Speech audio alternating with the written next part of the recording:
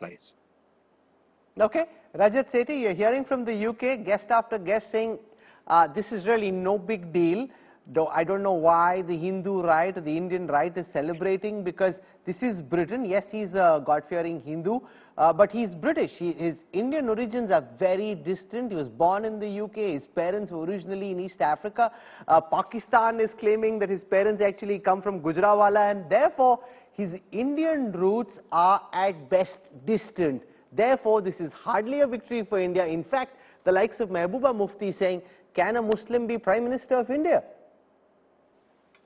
Well, Rahul, if you limit this entire question to a nation state, of course, all your arguments that you put forth might sound reasonable, but this is a deeper. It carries some deeper connotations. It carries connotations on our civilizational values, which sees echoes around the world now. Indian diaspora is strong enough, not just in the UK, but in the other important countries as well. And it is the overall values, the civilizational ethos that we carry proudly is what makes us feel proud. And there is nothing wrong with it. You know, there were these bunch of liberals who when Rishi went and carried out with his practices, his religious beliefs, they mocked at him that he's a cow worshipping, piss drinking leader of the Tories. Then nobody came out and questioned that why are some of these liberals, both in India and outside, were trying to belittle his religious beliefs.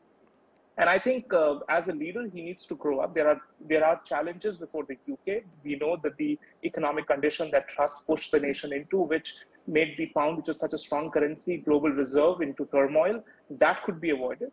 So the other couple of things which UK, which we had never imagined that they would be sympathizers of colonialism, rising up and reaching to the level where Suella Braverman reached to the Home Secretary level, that she would be coming in and justifying colonialism. That is something which largely disturbed the Indian diaspora as well as the Indian nation at large.